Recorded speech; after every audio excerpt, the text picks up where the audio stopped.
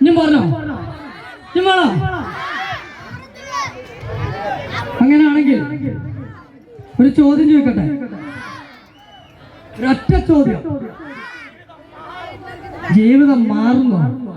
അതല്ല, ഒറ്റ ചോദ്യം ചോദിക്കട്ടെ.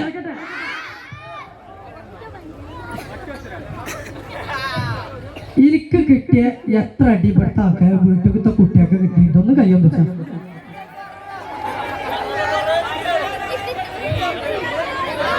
എത്ര പേരുണ്ടോ?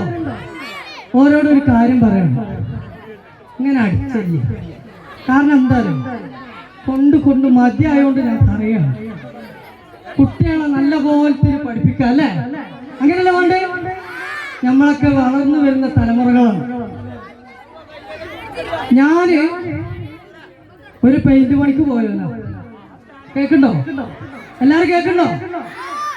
ഞാൻ പെയിന്റ് പണിക്ക് പോയല്ലോ. എനിക്ക് ഈ ഡാൻസ്, പാട്ട്, സ്റ്റേജ് പരിപാടിയൊക്കെ കാണുമ്പോൾ ഭയങ്കര സന്തോഷം.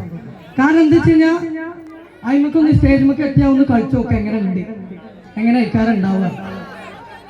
ഇതൊക്കെ ഞാൻ നോക്കിക്കൊണ്ടിരിക്കുമ്പോഴാണ് അതത്ര ശരിയല്ല എന്ന് വിളിച്ചു തോന്നി. കാരണം ഫസ്റ്റ് ടൈം ഇതൊന്നുമില്ല, പ്രാക്ടീസ് ഒന്നുമില്ലല്ലോ.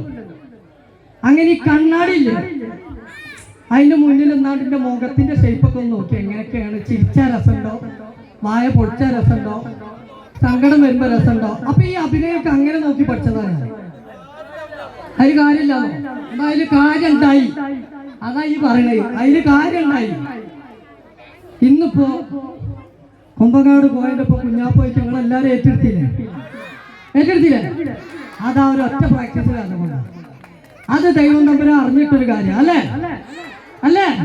അപ്പൊ ഇതേപോലെ എല്ലാ മക്കളുടെ കയ്യിലും എന്തുണ്ടാവും? അടിയല്ല, കഴിവുണ്ടാവും. ഉണ്ടാവില്ലേ? അപ്പൊ എല്ലാ രക്ഷിതാക്കളും സപ്പോർട്ട് ചെയ്യൂലേ?